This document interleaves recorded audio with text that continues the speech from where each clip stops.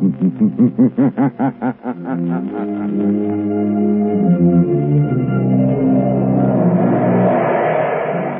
Coal presents The Shadow, the man of mystery who strikes terror in the very souls of sharpsters, lawbreakers, and criminals.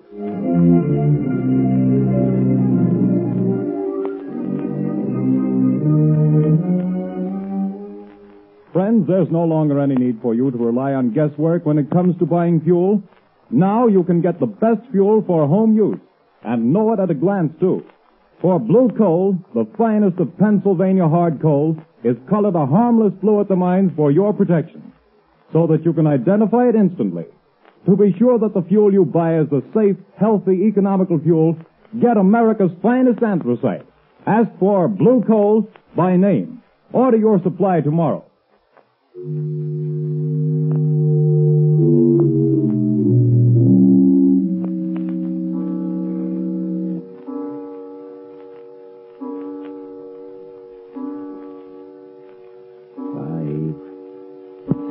Arthur, don't, 7, please.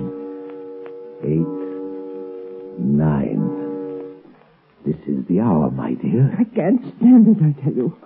Always at 9 o'clock it comes. But if I hear that horrible thing again, I'll go crazy. Oh, this awful house. But it's quiet, my dear. Way out in the country like this, I can install my laboratory here as soon as I get around to it. As for these strange sounds, well, haunted houses have always fascinated me. I've always wanted to meet a ghost, shake hands with him, invite him to tea. Stop talking like that. It's serious. Oh, I've tried to stand it for your sake, Arthur, but I don't know how much longer. My heart isn't strong, and I... Hear it? But that's only the wind, isn't it? No. It always starts like that. You know it does. Don't move. Listen. Arthur, it's coming. It's coming. It's coming. A ghost, eh? Well, we'll see. I'll meet him this time. I'll meet him halfway, too. Stop! Stop! Come. We'll both meet him. Give me your hand. No! Carolyn. Carolyn, it stopped. Can't you hear me? Goodness me. Has the shock killed her? No, her heart still beats. She's only fainted again. Just pass out here.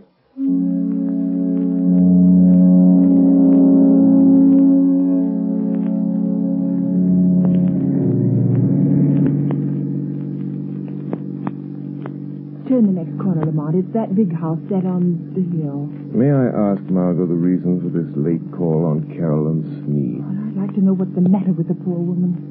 I got an awful shock when I saw her in town last week. She looks positively haggard. I never saw such a change come over a person. Married life may not agree with her. She was a spinster for close to 40 years, wasn't she? I know, but I think she was foolish. Carolyn has nearly $1 million in her own name. She didn't have to marry. Yes, but right now I'm not the shadow.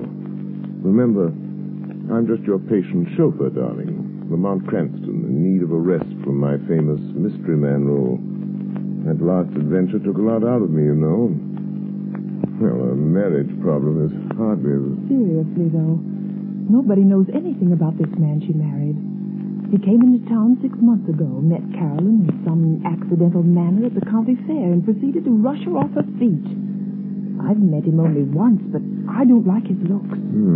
Something sinister, I gather. Hence the shadow idea. Well, who is he anyway? Professor Arthur Sneed, I believe he calls himself. He has a small office in town where he's supposed to be working on inventions or something. Well, here we are. Well, usually pretty level-headed, Margo, but don't let your aversion for this man we're seeing be too apparent.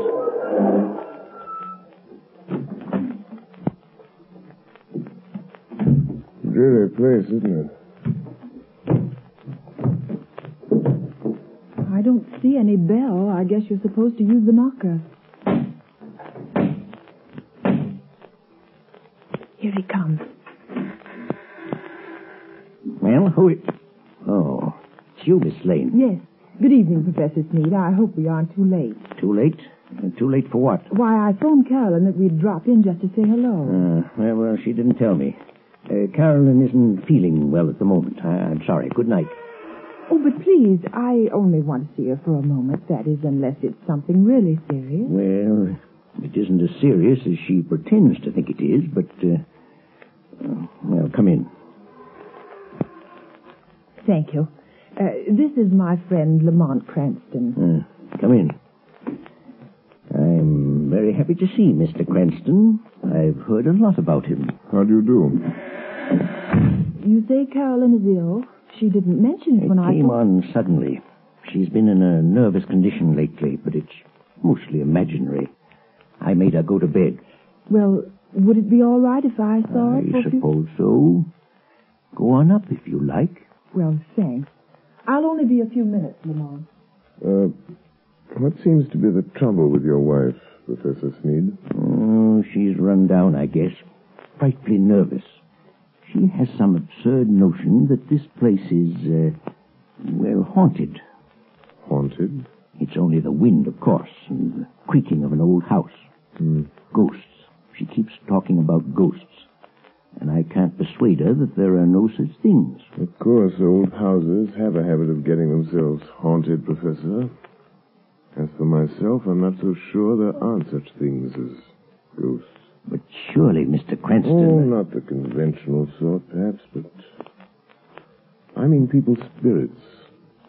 Souls, whatever you want to call them. Haunting the places where they've been unhappy.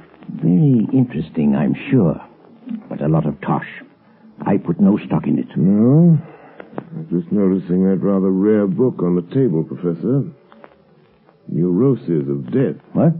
If you're interested in that, I'm sure you must be interested in ghosts. I understand its morbid analysis of the factors of violent death are quite interesting. What do you know about it? Oh, I read all sorts of things, Professor. Professor Sneed. Oh, yes, Miss Lane?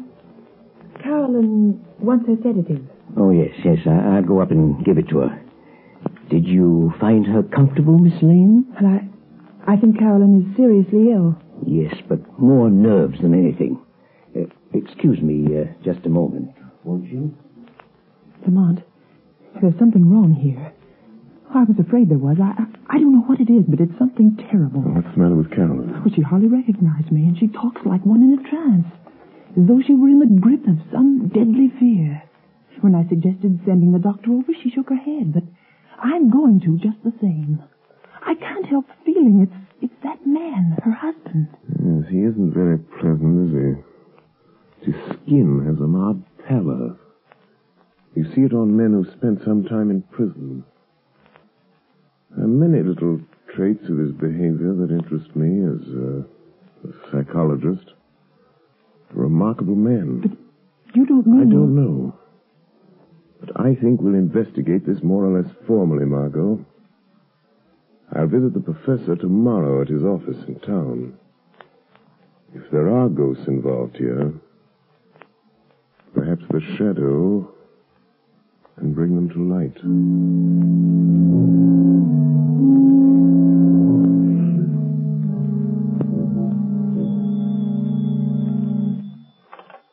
Hello? Yes, Carolyn. Well, don't worry, my dear. I'll leave the office here at 5, and I'll be home before 6. Yes, I understand. Goodbye, dear. Well, who is it? Is that you, Miss White? Who's opening that door? Don't get up, Professor. I'll close it after me. What? I thought I might find you in. Who said that? Who are you? Your conscience speaking, Professor. Or have you a conscience? I'll show you what I've got. Don't excite yourself. I'm only a voice. A voice they call... Professor, have you ever heard of the shadow? The shadow? Yes. You seem to have heard of me. What do you want? I've come to warn you, Sneed. Warn me? Warn me about what? I know what you're doing. What? And I know how it's going to end. The end is death. Death? I have something here I'll toss in your lap. There. Do you hear it? Why, you... Get out of here, I tell you. See it? Look. It's half of a playing card. The ace of spades. When you find the other half, that will be the end. Get out and leave me alone. All right, Sneed, I'll go, but don't forget. The shadow knows.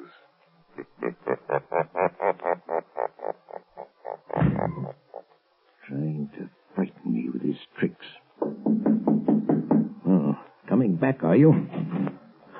Oh, it's you, Miss White. There are two gentlemen here to see you, Professor Sneed. Two gentlemen? Well, I'm not I expecting... guess you may remember us, Professor Sneed. Spike. Your old friends, Spike Collins and Mr. Wilson here. Yes, of course.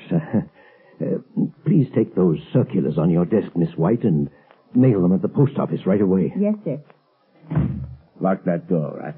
Okay. And what are you staring at, Sneed? We ain't ghosts.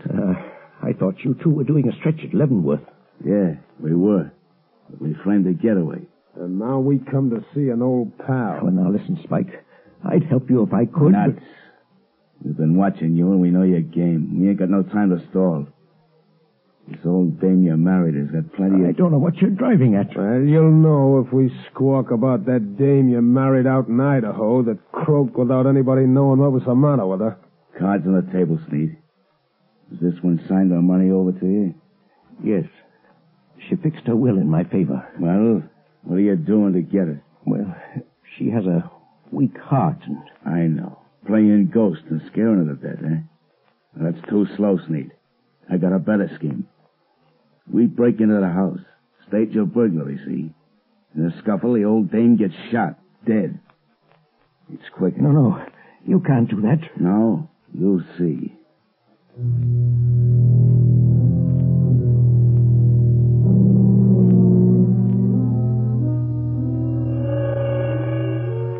Spike Collins. Spike Collins. Wake up. Spike Collins. What? Who's that? Just a voice, Collins. The voice of your own thoughts, coming to warn you. No one but you can hear me. Your friend Sneed is going to double-cross you tonight. Sneed is going to double-cross you. It's your move. Be there to prevent him. Be there in time. 6 o'clock. Be there.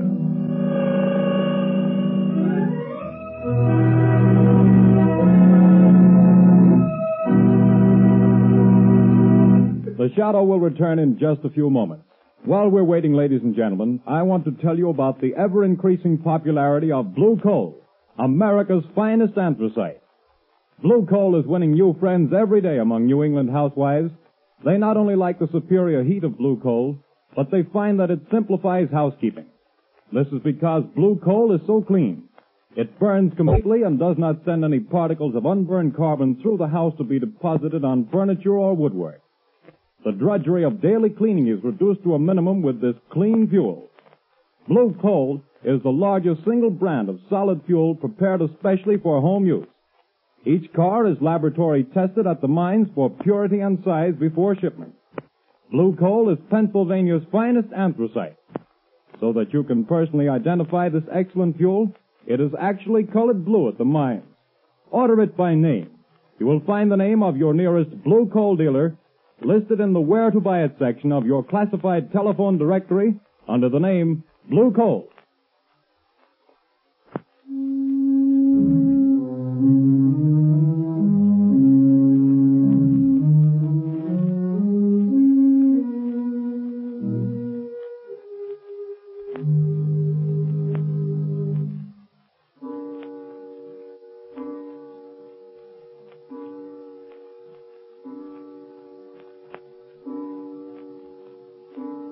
Are you comfortable in that chair, Carolyn? Yes, thank you, Margot, dear.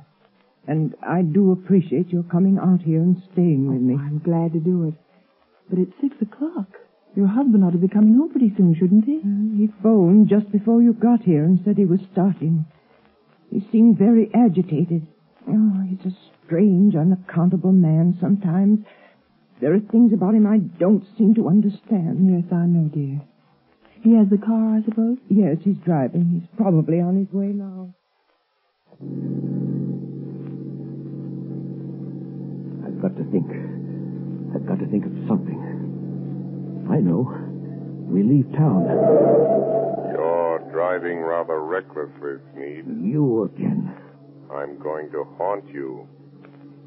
Try to forget that I'm here in the rear seat, if it annoys you. No, don't look under the seat. If I could only see you, get my hands on you, I'd show you how much it annoys me. Shut up. I'm the voice of your conscience, Sneed.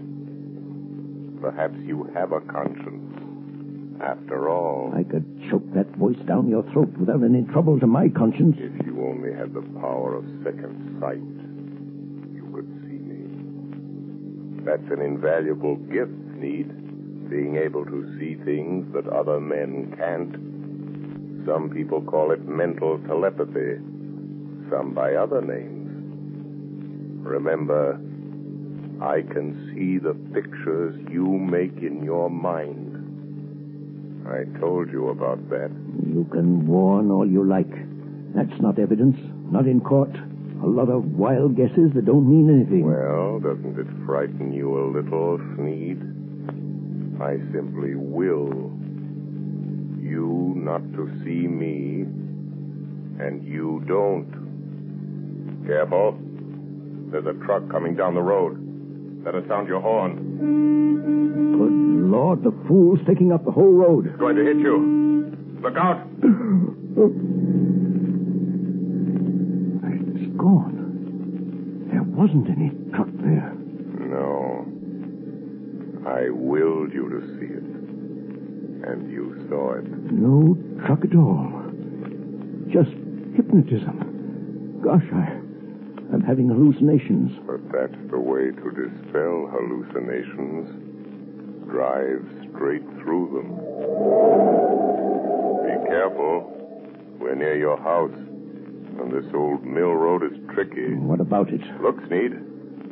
There's a man in the road ahead of you. There is, eh? Really? Why, it looks like one of your two pals that called on you today.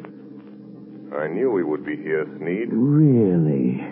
You're going to hit him if you don't watch out. More of your hallucinations. You think that I'll believe you again, don't you? Well, I won't. Look out. I hit him.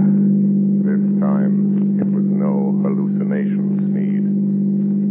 He was in front of you.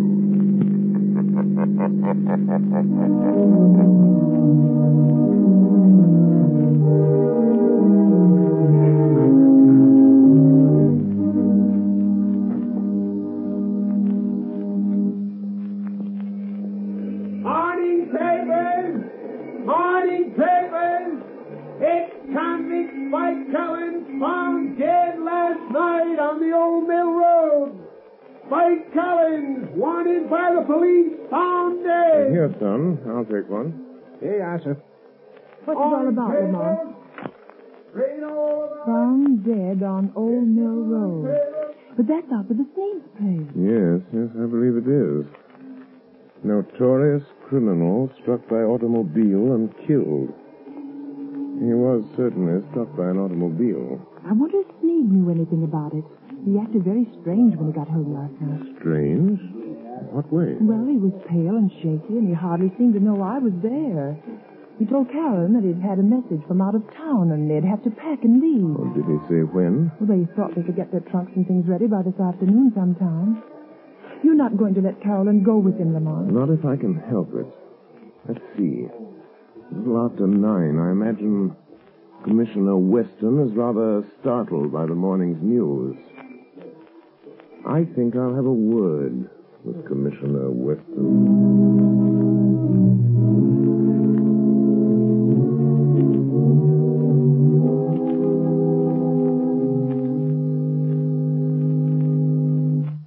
Weston. They're sending Collins' body into the morgue. You went out there this morning and checked all details, Captain? Yes, sir, I did. And whoever hit him certainly smashed him up good. His face was all out of shape and couldn't recognize him. But we found these in his pocket. Now, let's see. Letter from his girl out west, looks like. Insurance policy. Library card of Leavenworth Penitentiary. And this ring, sir, that Collins always wore, with the figure 8 on it. Oh, yes. Well, it's a good job done, whoever did it. Tag that stuff and file it. Yes, sir. Let me know when the wagon gets here. Yes, sir. Police Department, Commissioner Weston speaking. Good morning, Commissioner. This is your good friend, the Shadow. Oh, yeah? Well, what the blazes do you want? To be of a little assistance, as usual. Yes, I see. I'm getting tired of this rigmarole, though heaven knows things happen when you phone. And what's the assistance today? Why didn't you investigate the ghost that haunts Sneed House, Commissioner, on the old Mill Road? Well, you missed up on that one, Mr. Shadow. I don't put much stock in ghosts, but we went out there and checked up, searched the house. There's no evidence. No? Go again today, Commissioner. And this time, I think you'll get your evidence.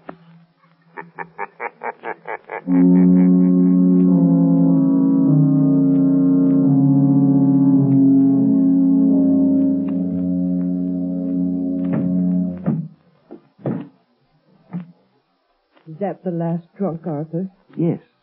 The expressman won't be here until 4. Another hour yet. Why don't you go up and lie down a while, Caroline, Yes, I will. I'll try to sleep a little now that it's daylight. You told the milkman we wanted to pay him. He's coming back before we leave. Good. Well, that must be him now at the back door. Get back. Get back. What's the matter, Sneed? Think you're seeing a ghost? Stop. Don't come near me. Nuts. Snap out of it, will you? This is me, Spike Collins. You? Alive? It wasn't me you hit with your car last night on that back road. Well, I guess you wish it had been, huh? Who was it then? It was Rat Wilson. Fool got half pickled trying to get up his nerve for the job. Staggered out on the road before I could stop him, and wham! It was all over. Wilson, eh? So there was my chance, see? Him and me about the same size, his face and hands all smashed flat. I put my stuff in his pockets, my ring on what was left of his finger. There I was, dead. And all that time you was giving me the double cross. And maybe I am a ghost, but I can still deal with you, Sneed. Who is it, Arthur? Just a minute, Carolyn. Now listen, Spike. There's only one way to see this thing through. You and I have got to stick together. The Shadow is after us both. We've got to get out together, away from this Shadow. Don't kid me anymore about the Shadow. You see this cat? I'm here on business and I'm going through with it. Put the old lady out of her misery. Good Lord. What's the matter? There. On the table. Nothing but a torn playing card. The ace of spades, or half of it. You've got to stop it, Spike. You've got to stop. Arthur, what's the matter? Who's this man? Carolyn, this is a friend of mine. A friend? Sure, a friend. But I don't understand. The pistol, Yeah, that's my way of doing business, lady. Your husband does it different. He's been scaring you to death, ain't he? Making you think the place was haunted. You know how he always does it? Stop it, Spike. He used to be an electrician, see? He rigs up a sort of electric sound box with a remote control switch. He usually puts the switch over here by the door. Yeah, here it is. what's it all about, Arthur? The ace of spades. The end. Death. When he turns the switch, you hear the ghost dance. All you have to do is turn this knob. That's the way it works, lady. But I hear it. Arthur, I hear it. Turn that thing off, you idiot. What? I haven't turned it on. You haven't. Then what's making those sounds? I am. What's that? It's him. He's come. A shadow. I am coming up these cellar stairs. I will enter and stand beside you. Where is he? Stand back or I'll shoot. When I enter, I will touch one of you on the shoulder. Stop him. Stop him. And that one will die. Open over there. What's that? It's the cops. Come here, Sneed.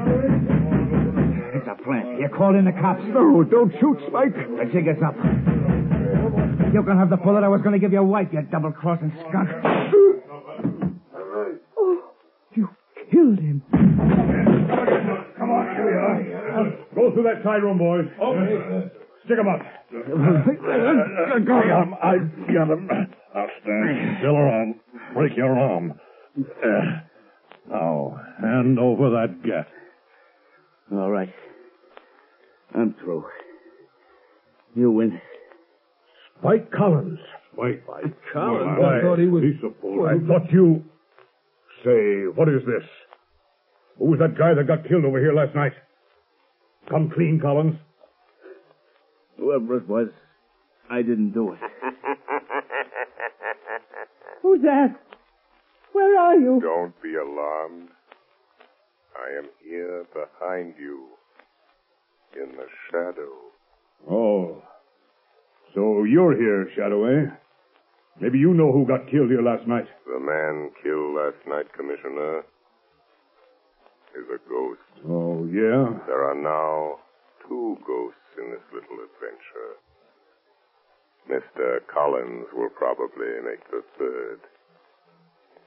You really should believe in ghosts now, Commissioner. And in shadows.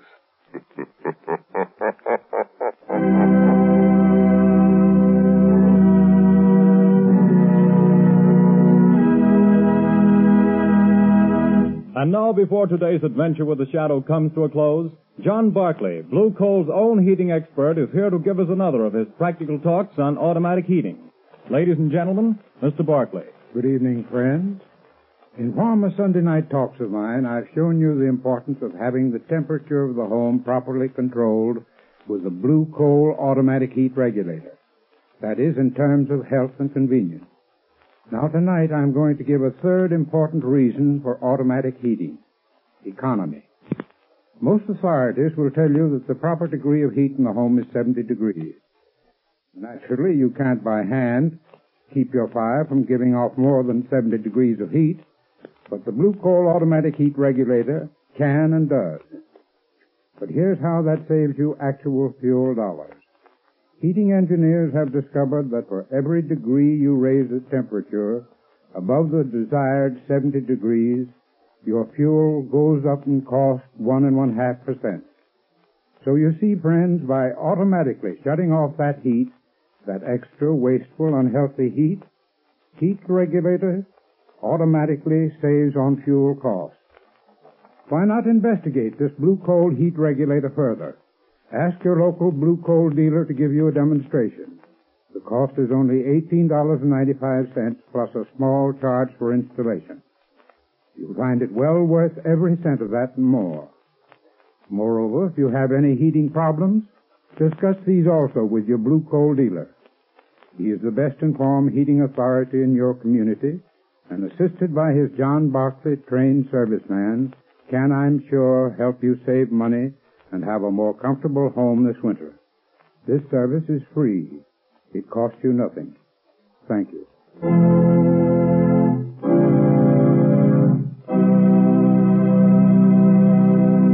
The Shadow adventure you have just heard is copyrighted by the Shadow magazine. The characters in this story are entirely fictitious. Any similarity to persons living or dead is purely coincidental.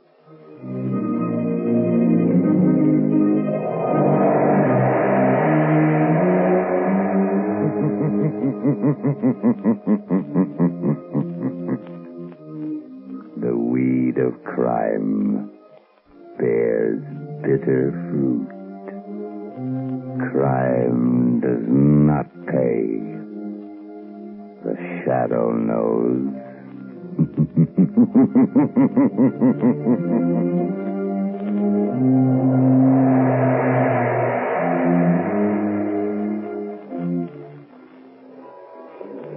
Extra! Extra! Hear all about it! Next week, same time, same station. The Shadow's latest adventure. Extra! Extra!